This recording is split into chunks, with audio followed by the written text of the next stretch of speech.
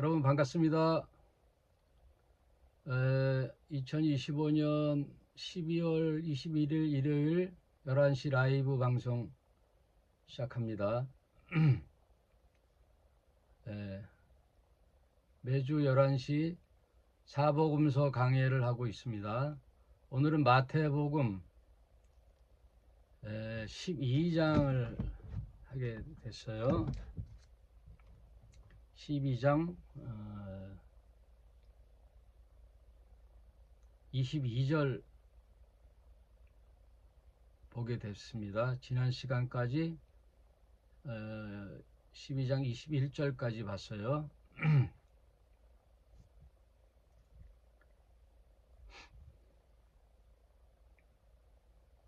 16명 들어왔는데 글을 안 남겨. 누가 들어왔는지 알아야지. 집사님도 안 들어왔어요? 맨날 1차로 들어오신 분 있었잖아. 안 들어왔나?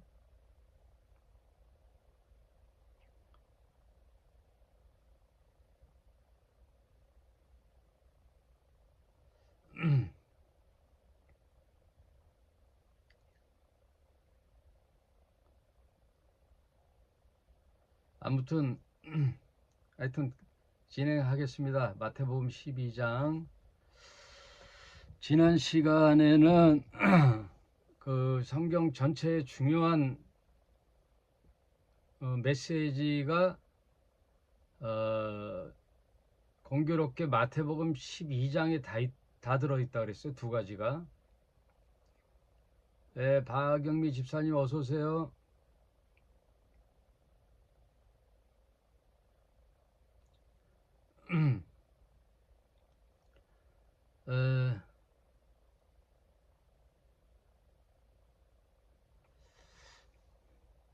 그 12장 성경 두 가지 큰 주제가 뭐라 그랬죠?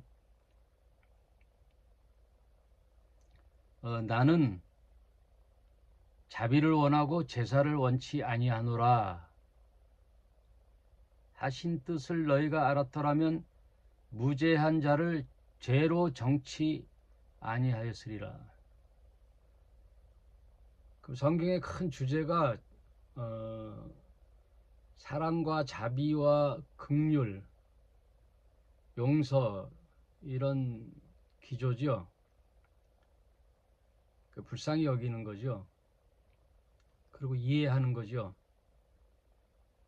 여러분 이해한다는 영어가 understanding이잖아요. understanding. 그 내려가는 거죠. 눈높이. 그래서 우리가 믿는 하나님은 하늘에서 내려오는 거예요. 내려오시는 거예요. 우리를 하늘의 기준으로 올리는 게 아니고 그분이 하늘에서 인간 땅으로 내려오셔서 인간의 수준으로 눈높이를 하는 게 언더스탠딩, 이해하는 거예요.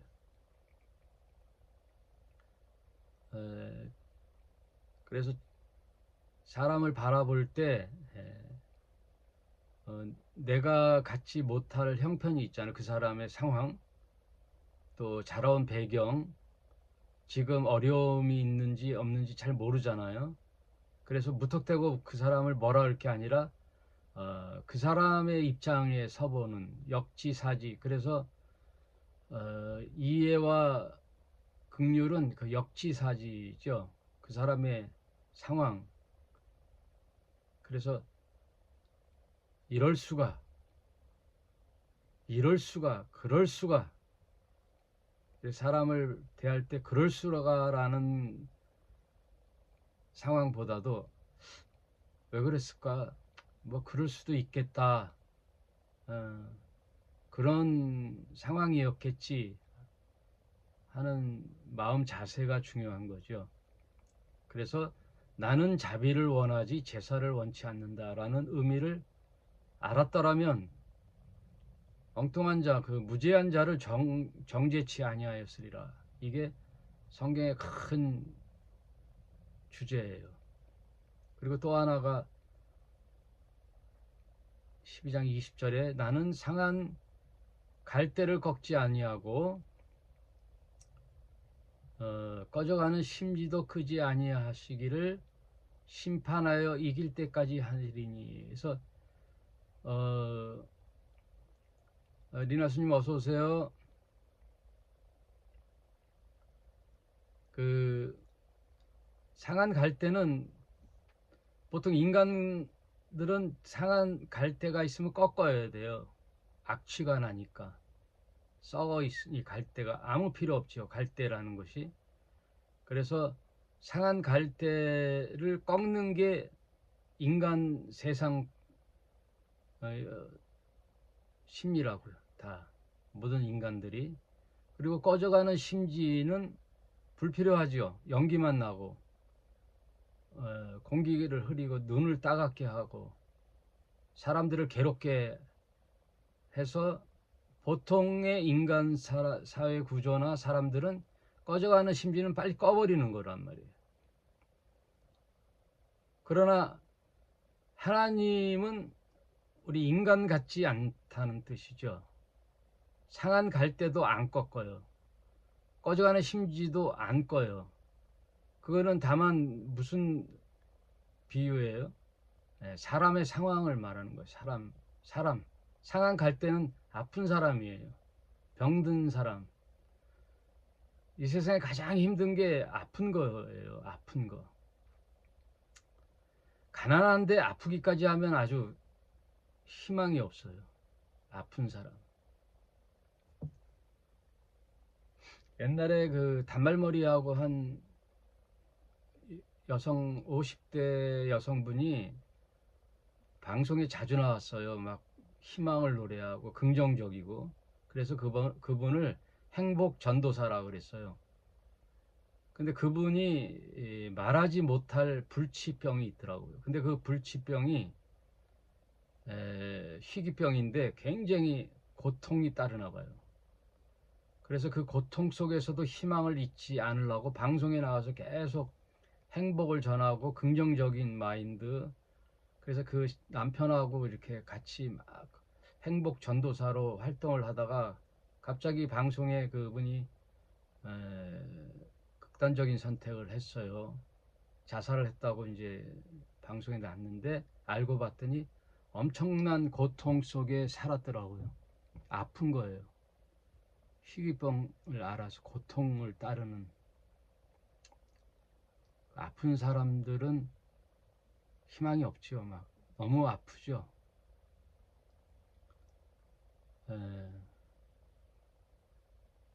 근데 그 아픈 자를 예수님은 불쌍히 여기는 거죠. 그래서 예수님이 이 땅에 오셔서 제일 먼저 하신 게 아픈 자들을 찾아가는 거예요. 아픈 자들. 그리고 귀신에 잡힌 자들은 자기 의지가 없지요. 다 조종당하지요. 악한 영에 의하여 조종당하는. 얼마나 불쌍해요. 그 상한 갈대를 꺾지 아니하시고 꺼져가는 심지라는 것은 이 세상에 그 가난하고 힘없고 노약자,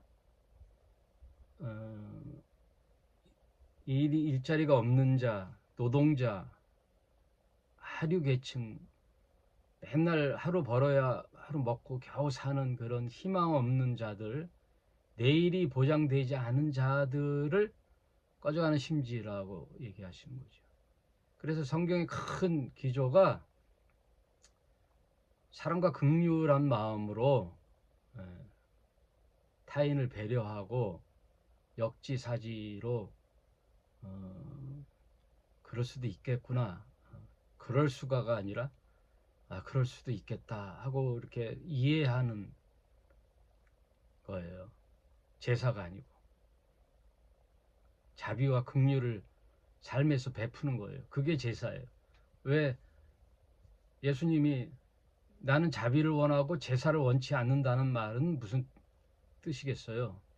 그 제사랑 자비랑 동급으로 이렇게 비교로 놨잖아요. 비교. 네, 그건 무슨 뜻이죠? 그 자비를 베풀고 인애와 사랑을 품고 삶에서 사는 게 제사라는 거예요. 그게 제사라는 거예요. 에? 나는 자비를 원하지 제사를 원치 않아. 그 말은 세상에서 자비를 베풀고 어려운 형제와 함께 나누는 그 행위가 제사라는 거예요. 그게 예배예요. 그렇게 지난 시간에 그 중요한 기조를 마태복음 12장 전체를 해서 12장이 기록되어 있는 걸 보고 참 놀랍다. 저는 예전에 다 성경 말씀 다 좋지만 요한복음을 좀 좋아했거든요. 근데 마태복음도 참 사랑스러워요. 마태복음도 좋아요. 마태복음. 산상수훈이 마태복음에 있잖아요. 예수께서 산에 올라가 앉으시니 제자들이 나온지라 예수께서 입을 열어 가르쳐 가라사대. 처음 하늘 복음을 전파하는 예수의 그 그림, 마치 구약의 모세가 시내산에서 이스라엘 백성을 앞에 두고 하나님 십계명을 들고 율법을 공포하는 그 심정 같은 팔복산에 앉으셔서 제자들이 그의 입을 청종하고 볼 때 다 앉아 있죠. 들판에 앉아 있는 그 모습. 하늘의 생명의 떡을 나눠주는 거죠. 입을 열어 가르쳐 가라사대. 그래서 어느 학자나 어느 설교자가 마태복음 5장의 산상수훈만 잘 알아도 성경 전체를 깨뚫고 있는 거나 진배 없다. 마태복음 5장, 6장, 7장만 알아도 우리 크리스찬들이 어떻게 살아야 가야 할 방향이 결정되어 있다. 아주 보화와 같은 구절이죠. 5장, 6장, 7장. 마태복음이 참 좋아요. 마태복음을 하고 있으니까.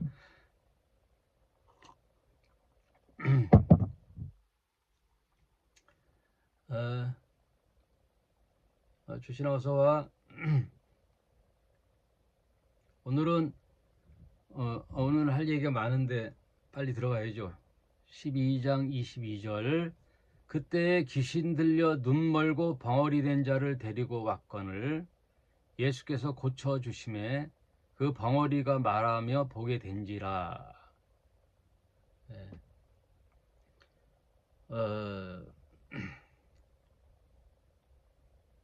민중들이 그 누구도 고칠 수 없었던 병들 있지요. 오랜 병들. 요한복음 같은 데 보면은 38년 된 안진뱅이가 있었잖아요. 그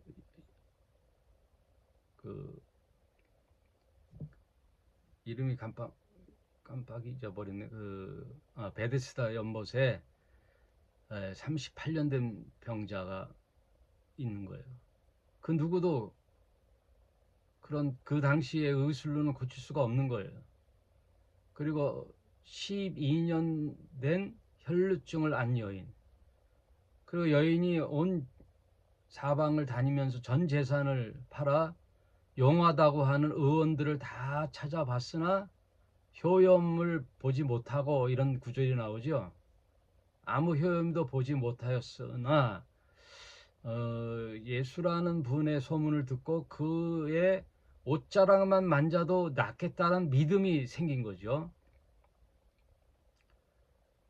오랜 병들을 아는 거예요. 여러분, 긴 병에 효자 없듯이 오랜 병을 앓고 있으면 지쳐요. 자신도 지치고 가족들도 지치고 너무 힘겨운 삶이죠. 아픈 자.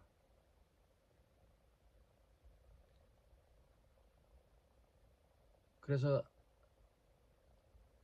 예수님이 이 땅에 오셔서 가장 마음이 걸린 자들이 아픈 자예요. 그리고 가난한 자, 귀신 들린 자. 요 세 부류란 말이에요. 세 부류. 가난하고 아프고 희망이 없는 자, 귀신에 사로잡힌 자를 제일 먼저 치료해 주는 거예요. 그래서 요즘 개신교회에 치유 사역을 해가지고 막 병 고친다 해서 신유 집회하고 막 그런 게 악영향이 되고 좋지 않는 이미지가 있는데, 사실은 복음이 들어가는 곳에는 치유가 일어나는 거예요. 치유를 목적으로 하는 게 아니라 희망 없는 자에게 희망이, 용기가 생기면 우울증도 없어지고 아픈 병도 낫게 되고, 또 의학이 발달되니까 또 좋은 치료를 받고 상담 심리에 또 상담도 하고, 이렇게 해서 치유가 일어나야 돼요. 여러분, 삶의 변화가 일어나야 돼요. 복음이라는 것이. 당장은 우리가 복음이라는 원초적인 본질은 죄로부터의 해방, 자유인데,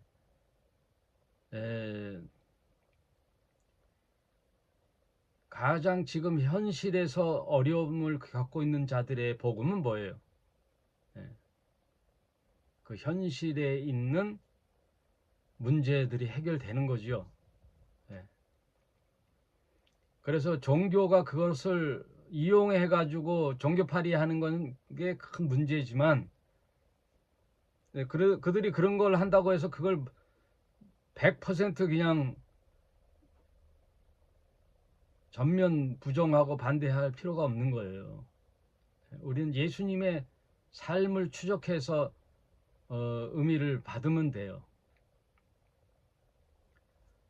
제가 요한계시록 한 1장부터 22장까지 한 3번 강의를 했는데, 다들 요한계시록 강의하면 다들 이상한 눈초리로 쳐다보지요. 저기는 이상한 데인가 보다, 사입인가 보다, 그 종말론을 주장하나 보다가 아니라, 왜냐하면 그 요한계시록 가지고 요즘 온갖 이단 사이비들이 출몰 하고, 1992년도 이장님의 그 휴거 문제, 큰 문제를 일으켜서 그 이후로 개신교회가 요한계시록을 잘 다루지 않고, 요한계시록을 다루면 다 배관시하고 터부시하고 했는데, 사실 요한계시록에서 취할 내용들이 있잖아요. 그래서 남의 눈을 보면서 그럴 필요가 없다는 거예요. 중요한 것은 배워야 되는 거죠. 해야 되는 거죠. 우리는 어느 목사나 어느 교단이나 어느 종파에 의하여 영향을 받는 게 아니라, 우리는 오로지 예수님의 생애와 사상을 공부하고 배우면서 우리의 삶에 적용하며 사는 게 맞는 거예요. 그게 신앙생활이에요. 누가 어떻게 보겠다, 어떤 사람이 이렇게 생각하겠다라고 쫄 필요도 없고, 뭐 시비 걸 사람도 없겠지만 예? 뭐 변두리 이름도 없는 교회 또 목사의 말에 무슨 뭐 시비를 걸 사람이 어디 있겠어요.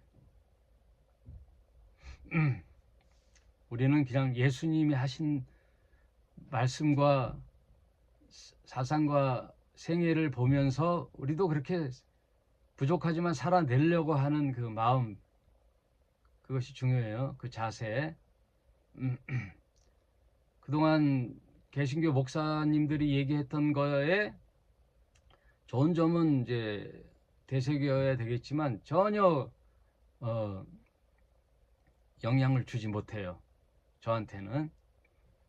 오히려 저의 사역의 초점은 그동안 개신교회가 걸어왔던 것에 한번 제재를 걸어보는 거예요. 아닌 건 철저하게 분석해서 아니다. 오직 저는 복음서의 예수님의 말씀에 초점이 되어 있어요. 그래서 구약도 참고서요, 바울 서신 신약의 복음서 외에 신약의 책들도 참고해요. 절대적인 기준이 안 돼요. 사복음서만이 절대적인 기준인데 이 사복음서 내용에서도 약간 예수의 기조하고 충돌이 되는 것은 계속 되새김질하고 연구하고 분석하죠. 왜 이런 말씀을 했지? 그런 얘기예요.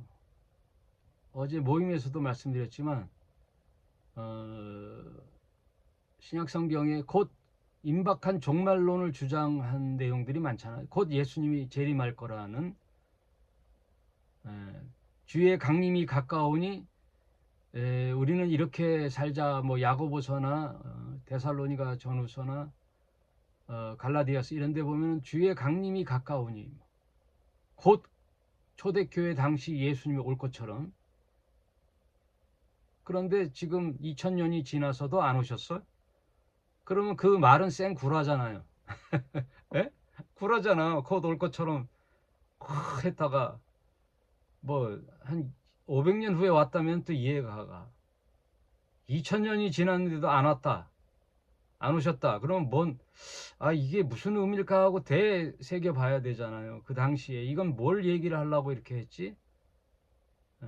그런 기조란 말이에요. 그렇게 성경을 접해야지 무조건 성경의 말이라면은 옳다 이렇게 하는 게 아니라 이게 무슨 말씀일까를 되새겨 봐야 되는 거예요. 아무튼 귀신 들리고 병든 자들을 예수님은 참 안타깝게 생각하고 생각만 한 게 아니라 치료를 해주시는 거예요. 그런데 이 아름다운 행위, 선하고 아름다운 하나님의 아들의 행위를 보고 시비 거는 자들이 있어요. 그리고 여러분에게 먼저 얘기하고 싶은 게, 마태복음 12장은요 전체가 예수님의 아주 강한 어조가 깔려 있어요. 아주 작정하셨어요. 마태복음 12장이 작정하고 아주 그냥 강한 어조로 말씀하셔요. 저주하는 말씀이 들어있어요. 저주. 예수님이 마냥 사랑과 용서와 인애의 말씀만 하시는 분이 아니에요. 아주 채찍도 드시는 분이란 말이에요.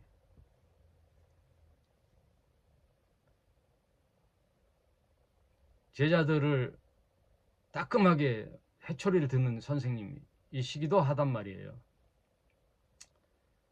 아버지와 같이 강한 훈계를 하시는 성정과 어머니와 같이 그 아들의 종아리를 약을 연고로 발라주는 안타까운 어머니의 심정이 다 공존해 계신단 말이에요, 예수님이.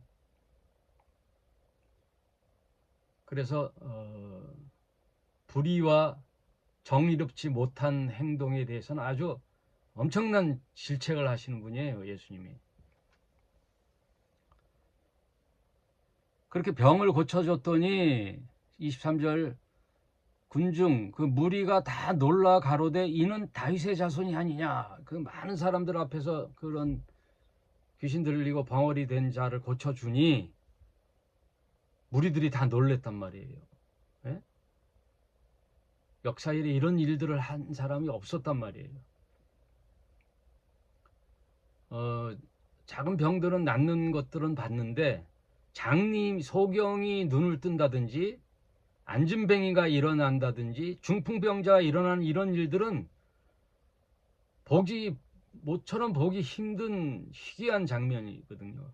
그러면 이건 뭐겠느냐 하고 군중들이 우리가 고대하던 그 다윗의 자손 메시아가 아니냐 하고 막 소동이 일어날 때 항상 그 무리 가운데는 바리새인과 그 대제사장 그룹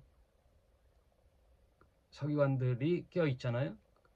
종교 집단들, 어느 시대나 종교 집단들, 종교로 자기의 이득을 취하고 안녕과 부귀와 영화를 누리는 기득권자들. 예, 그 종교는 자기네 자신의 나아바리인데 뭐 엄청난 기득권인데 누가 위협을 해요? 자신의 밥그릇을 위협하는 자는 가만 안 있잖아요. 여러분, 하다못해 시장에 터를 잡고 장사하는 자가 다른 사람이 와서 또 터를 잡으려고 그러잖아요. 난리 나죠. 머리끄댕이 잡고 싸우죠. 그럼 저는 시장에서 박스 줍는 사람끼리 쌍욕을 하면서 머리끄댕이 잡고 싸우는 거 봤어요. 예?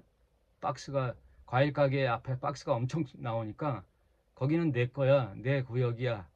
근데 어디서 굴러온 놈이 또 박스를 줍는다? 난리 나는 거잖아요. 내 밥통인데. 그랬더니 갑자기 바리새인들이 듣고 가로되, 깜짝 놀라는 거죠. 야, 이 군중들이 그 메시아로 여기네. 야, 자신의 삶의 기득권에 위협을 받는 거죠. 그런데 그 내면에 이들은 뭐라 그러느냐, 그거를 왜곡하는 거예요. 호도하는 거예요.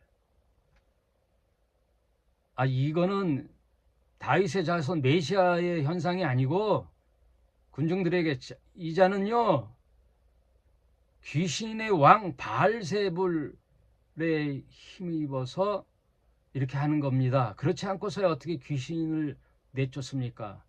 귀신의 왕이,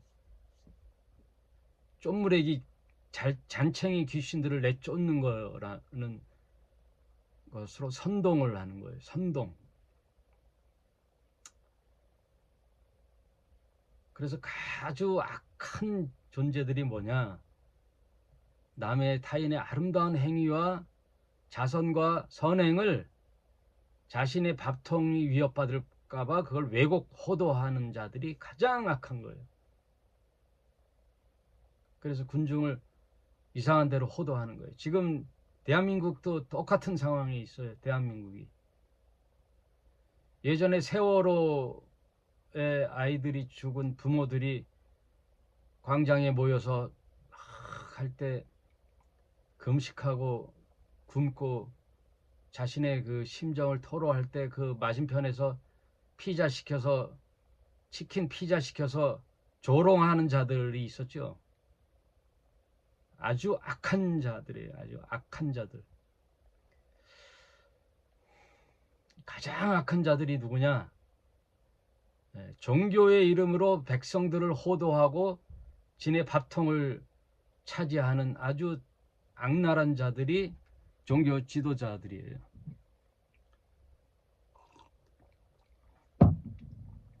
예수님은 그런 자들은 가만 안 내비둬, 용서치를 않아요.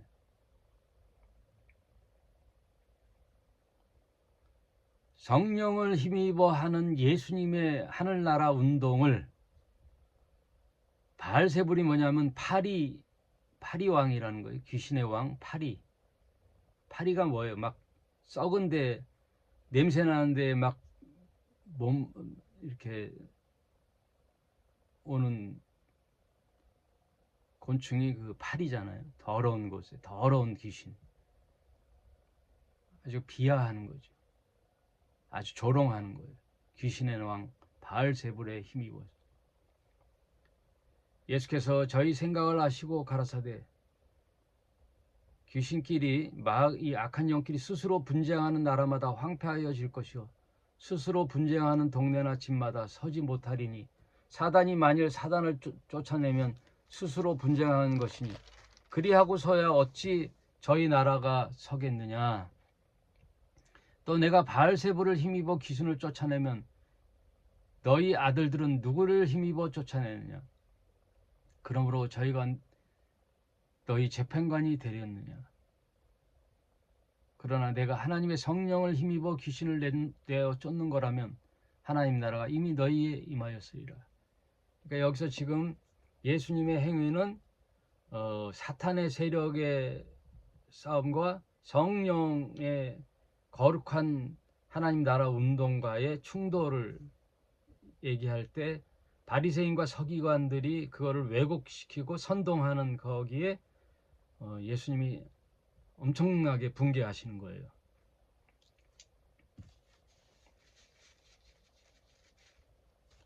어디든지 지금 배후의 세력들은 악한 세력들의 싸움이에요. 여러분, 영적 전쟁이란 말이에요. 영적 전쟁, 악한 세력들과의 싸움이에요. 지금 인간의 모든 이 정치 세력과의 싸움도 다 배후에는 악한 세력들과의 싸움이란 말이에요.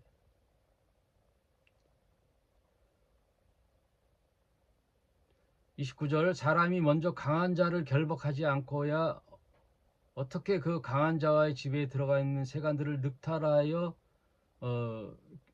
하겠느냐? 결박한 후에야 그 집을 늑탈하리라.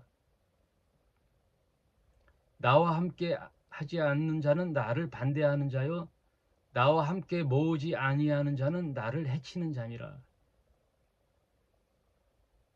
하나님 나라 운동을 하는 성령 운동의 예수님의 천국 운동을 방해하거나 나와 함께 하지 않는 자는 결국은 성령 운동을 해치는 자들인 거죠. 여러분, 중간지대는 없어요. 나는 이쪽도 좌도 아니고 우도 아니야, 중간이야, 그런 거 없어요. 선과 악의 중간지대는 없단 말이에요. 분명히 내 생각과 행동을 정해야 되는 거란 말이에요. 여러분, 나 삶 전체가 정치예요. 인간 세상의 모든 삶이 정치란 말이에요. 정치가 따로 있는 게 아니라 우리가 하는 행동 하나하나가 다 정치와 연계가 돼 있고, 자신의 그 마음과 생각을 표현을 할 줄 알아야 돼요. 표현을 하는 거예요. 그러면 죽은 거란 말이에요. 죽은 거. 가만히 있으면 중간이나 가지 아니란 말이에요. 예?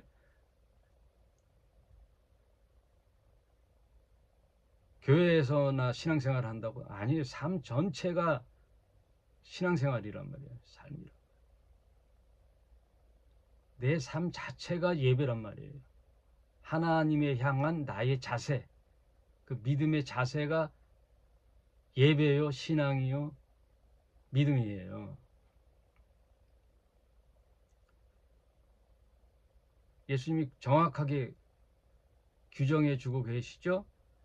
나와 함께 하지 않은 자는 나를 해치는 자라는 거예요. 그래서 적그리스도가 누구냐? 적그리스도란 말은 영어로 안티 크리스천이란 말이에요. 안티크리스토스. 예수의 하는 천국 운동을 안티, 거부하거나 반대하는 자들. 적극적으로는 선동하고 이 바리새인들처럼 해방하는 자들이 있고, 소극적으로는 아무 관심 없는 자들도 결국은 예수의 천국 운동을 해치는 자들이란 말이에요. 중간은 없어요. 예? 믿음의 중간지대는 없단 말이에요. 그래서 오늘 중요한 말씀을 31절에 해요. 그러므로 내가 너희에게 이르노니 사람의 모든 죄와 해방은 사하심을 얻되 성령을 해방하는 것은 사하심을 얻지 못하고, 또 누구든지 말로 인자를 거역하는 자는 사하심을 얻되 누구든지 말로 성령을 거역하면 이 세상의 모든 세상과 모든 세상에도 지금 세상과 오는 세상에도 사하심을 얻지 못하리라.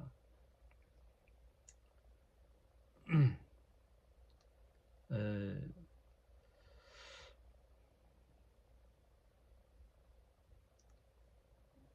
그 귀신 들리고 아픈 벙어리 된 자를 예수님이 고쳐주면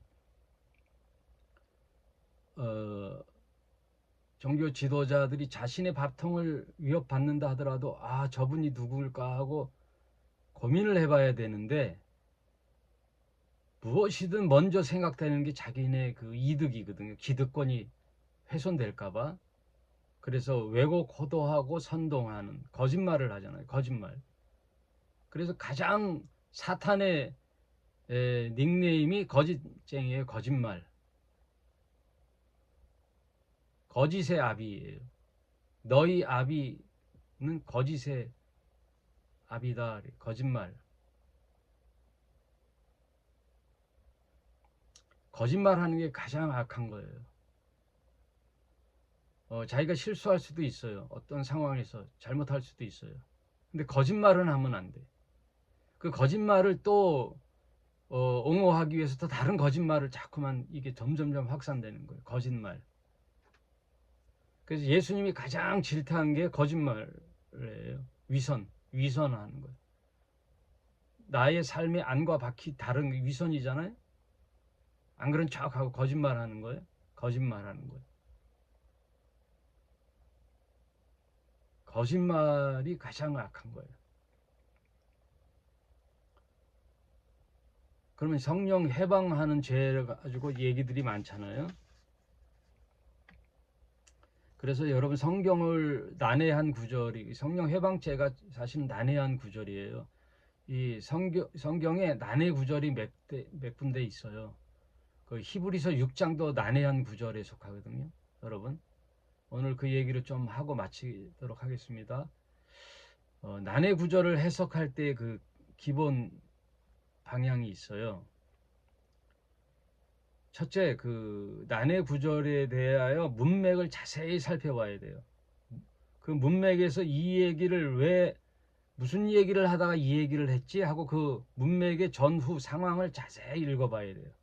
아, 지금 바리새인들과 벙어리 귀신을 고쳐주는데 이분이 메시안과 성령 운동을 하는 하나님이 보내신 그리스도인가를 놓고 군중들이 수군수군 하니까 그거를 귀신의 왕 바알세불의 짓이라고 완전 왜곡하는 그 일을 상황에서 이런 얘기 하시는 거잖아요. 그러니까 문맥을 자세히 살펴봐야 돼요.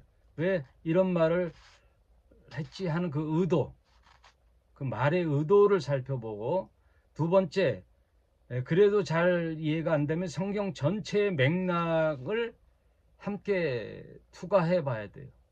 성경의 전체 사상, 성경에 흐르는 전체 사상 있잖아요. 하나님의 선한 의로움에 대한 말씀의 메시지와 합한가를 살펴봐야 돼요. 그리고 그 시대에 필요한 말씀에 적절한가, 그리고 지금과는 맞지 않다면 그 의미만을 취해야 돼요. 예를 들어 사도행전에 보면은 많은 자들이 재산을 다 자기 것으로 여기지 아니하고 사도들의 발 앞에 전 재산을 팔아서 갖다 놨단 말이에요. 그러니까 남들이 다 하니까 아나니와 삽비라도 그 초대교회 아주 중요한 신자란 말이에요. 남들이 다 하는데 안 할 수가 없어요. 그런데 다 하니까 재산이 아까워.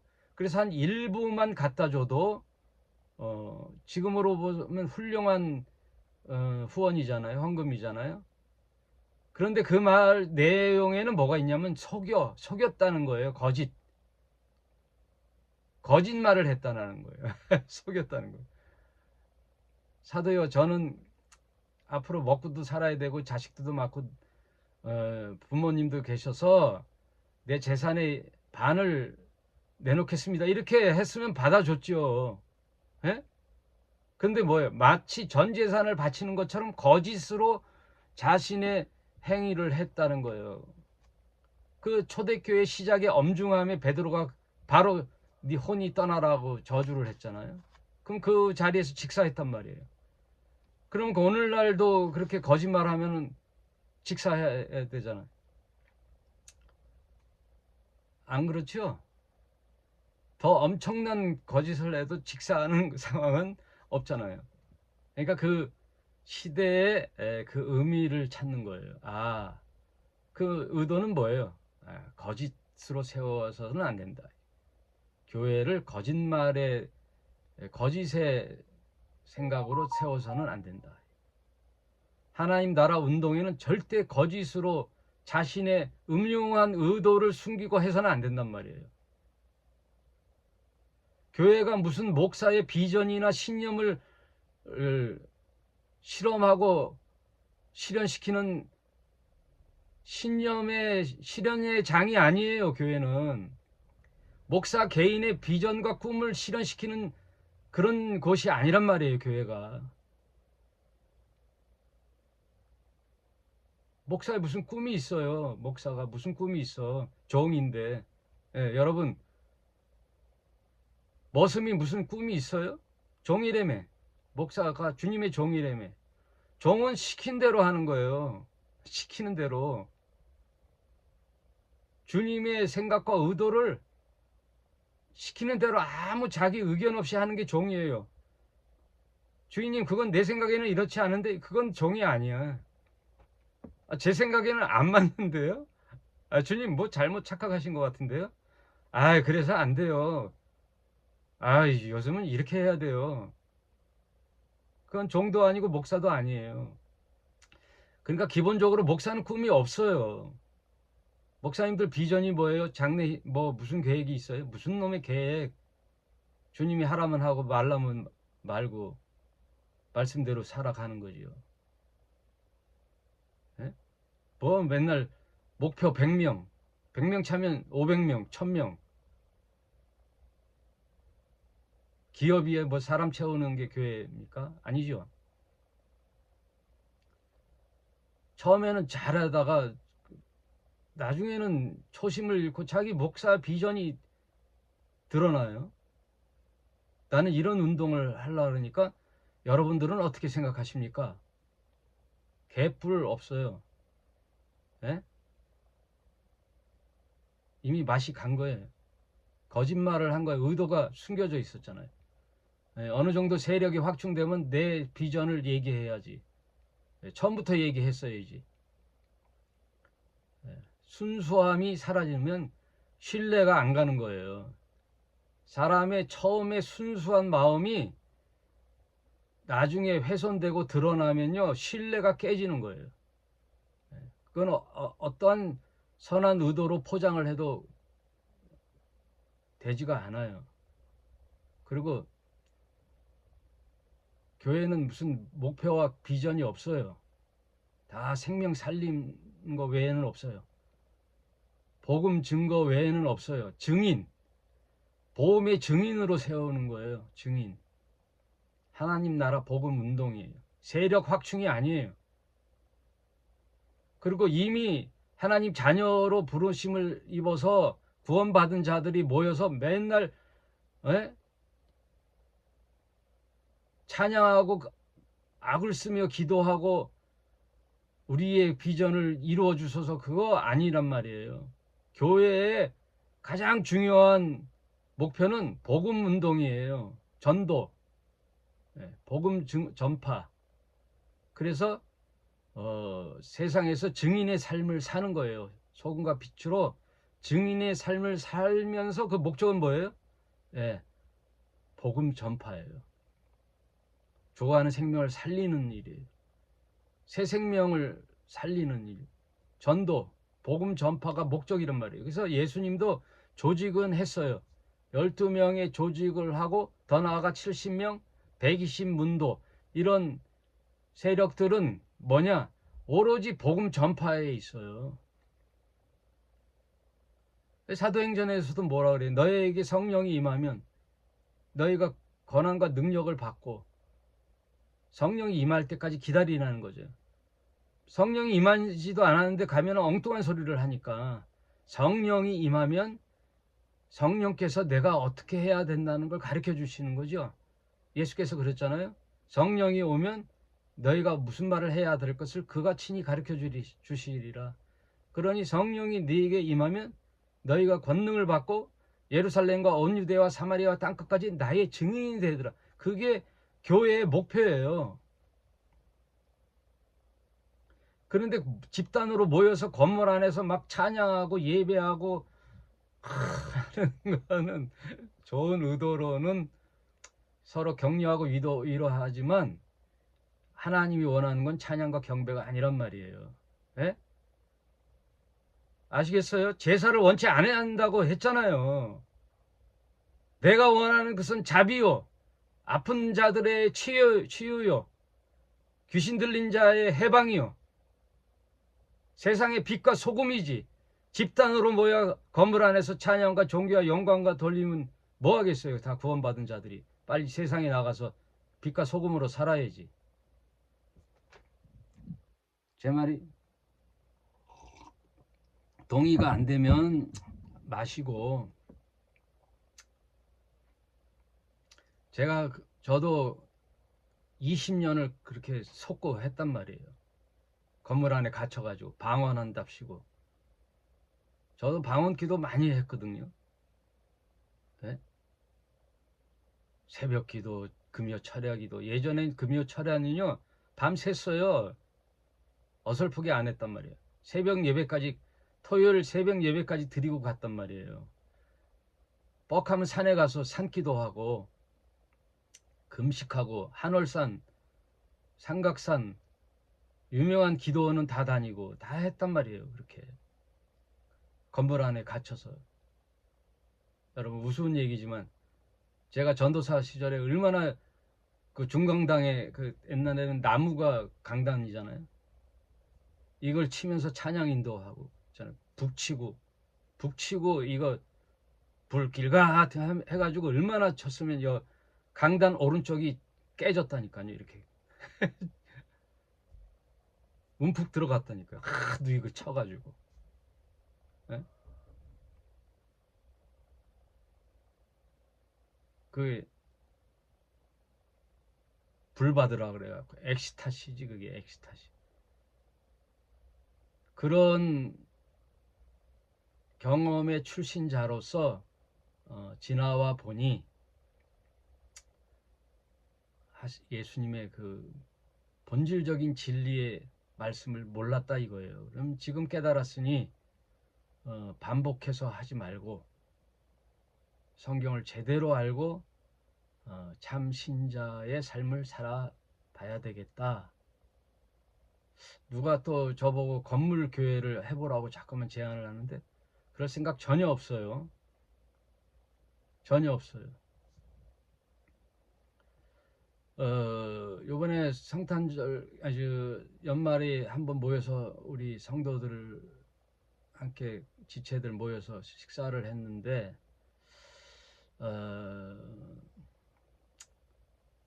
내년부터는 좀 그런 모임을 이제 자주 가져서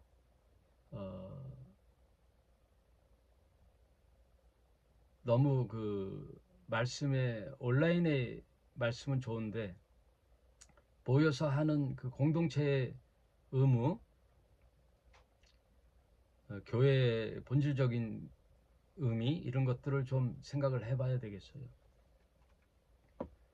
이 세상에 완벽한 교회는 없지만 그동안 개신교회의 종교팔이는 하지 않겠다는 뜻이에요. 제 기본적인 것은 그동안 행해왔던 개신교의 잘못된 일들은 반복해서 하지 않겠다.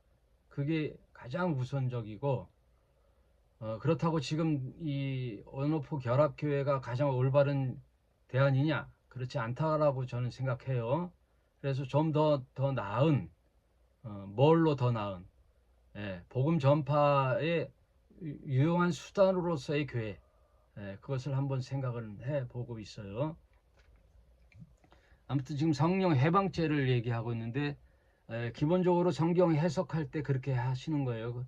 본문을 한번 더 자세히 보고 성경 전체의 의도와 사상과 배치되는가 그걸 한번 조명해 보고, 셋째로는 그 시대에 필요한 말씀을 의미만을 취하는 요 세 가지 방법으로 성경 해석하면 웬만한 것은 다 해결이 돼요.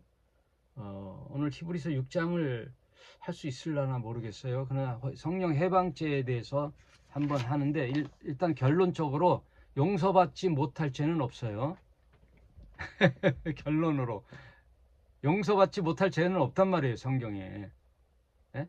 그래서 12장이 뭐라 그랬죠? 예수님의 엄청난 경고와 강한 메시지의 장이란 말이에요. 12장이. 전체 의도가 뭐예요? 나중에 보겠지만.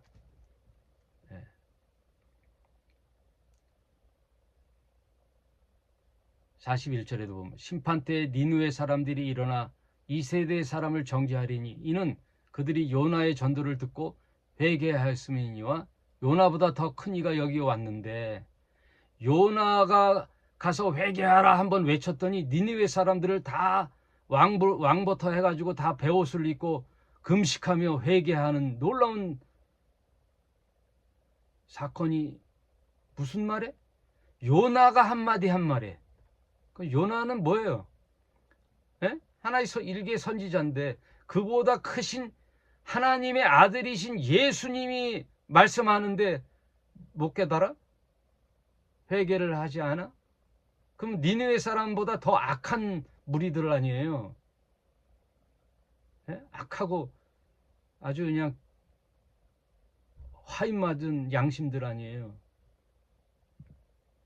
악한 세대잖아요. 그러니 누가 와서 정죄한다고요? 니느웨 사람들이 당신들을 정죄하리라, 심판하리라. 아주 강한 메시지요. 화 있을진저. 34절에 독사의 새끼들아. 여기는 자식들아 그랬는데 새끼들아. 이 독사의 새끼들아. 너희는 악하니 어떻게 선한 말을 할 수 있느냐. 이는 마음에 가득한 것으로 입으로 말함이라. 어떻게 자식을 잃은 그 세월호 어머니 부모님들에게 동조와 같은 마음을 갖진 못할 망정 그 앞에서 조롱하며 피자를 먹냐 이 말이에요. 이 잡놈들아. 잡놈들이지, 잡놈들.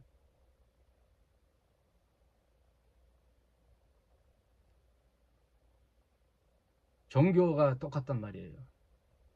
예수님의 선한 진리의 하늘나라 운동을 자신의 나아바리와 자신의 꿈과 부귀와 영화를 위해서 성전을 짓고 대대손손 자식에게 물려주고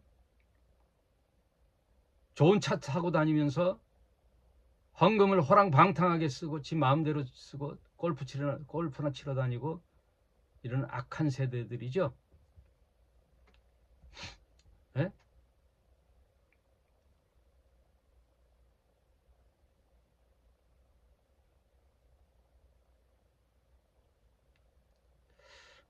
그런 기조에서 예수님이 하신 말씀이란 말이에요. 네? 이 거짓말, 이 거짓의 무리들이요.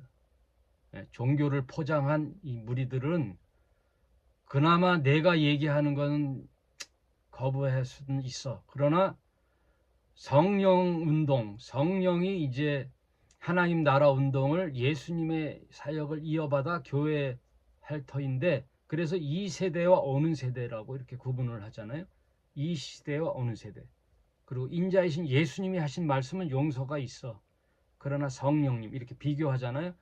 예수님의 시대, 성령 시대, 그리고 이 세대와 오는 세대.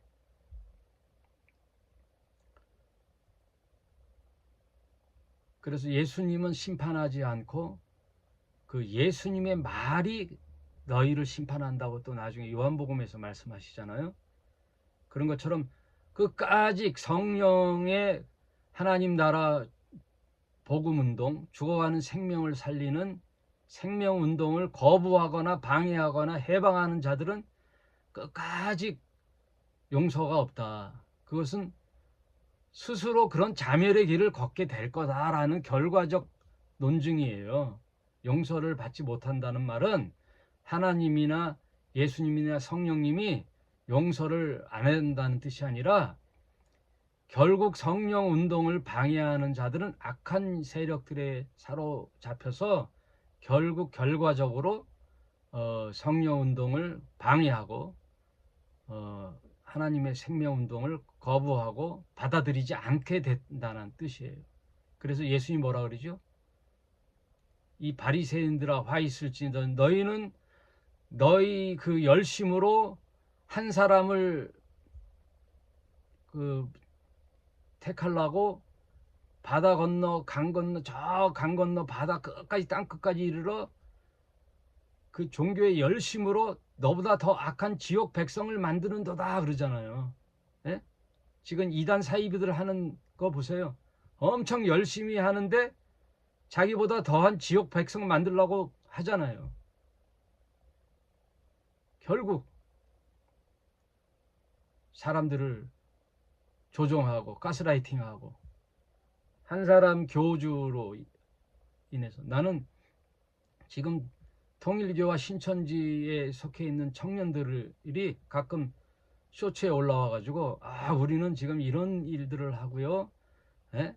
환경운동을 하고요. 지역에 아름다운 선행을 하고요. 예, 그래서 상도 받아요. 예, 뭐 엘리자베스 여왕의 무슨 상도 받았어요. 나 도저히 이해가 안 가. 예?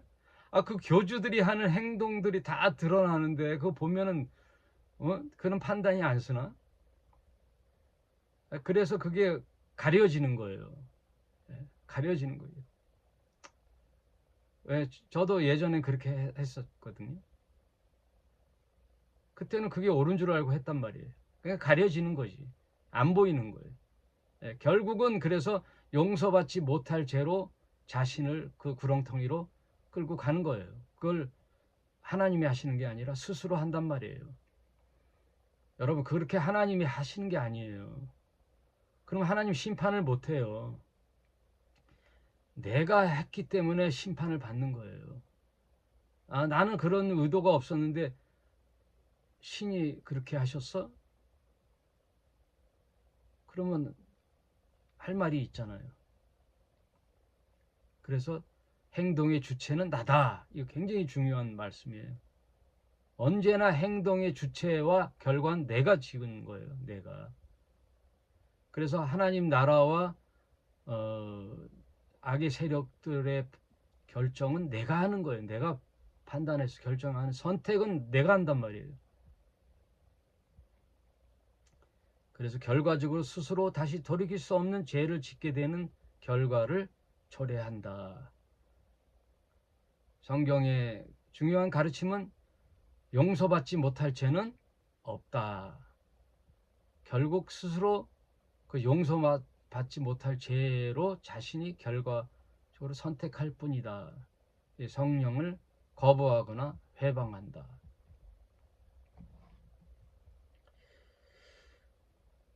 그래서 주의할 것은 어떤 교회나 교사나 목사들이 이 성령 회방죄를 가지고 성도들을 휘어잡거나 협박하거나 강요하거나 조정하거나 하는 일에 속지 마셔야 돼요. 용서받지 못할 죄는 없어요. 언제든지 내가 가는 길이 잘못됐다면 돌이켜서 생각을 바꾸고 하나님 앞에 나와 용서를 빌고 당당히 선한 진리의 삶을 살면 되는 거예요. 그 히브리서 6장도 그 얘기예요. 강력한 경고의 메시지지 그렇게 하겠다는 뜻이 아니란 말이에요. 우리 부모가 너 또 했다간 이놈의 가시나 다리 몽둥이 부러뜨려? 다리 몽둥이 부러진 자식 한 명도 없어요. 그러지 말라는 거지 부모님이. 제발 우리 속 좀 그만 새기고 정신 차려라. 그 아까운 청년의 그 아름다운 시절을 그렇게 나쁜 친구들 새기고 나가서 허랑방탕한 짓 하지 마라. 이놈의 가시나 다시 한번 그랬다간 다리 몽둥이 부러뜨려? 경고란 말이에요. 부러뜨리지는 않아요. 히브리서 6장 내용 다음 시간에 설명하고 들어갈게요. 오늘은 마태복음 12장 예수님의 강력한 경고, 용서받지 못할 죄는 없다. 그러니 예수의 복음운동, 성령운동에 기꺼이 동참하시고 그 아름다운 기쁜 소식을 전하는 자의 발걸음이 되시기를 저와 여러분 같이 한번 다짐해 봅시다. 오늘 여기까지 하겠습니다. 감사합니다.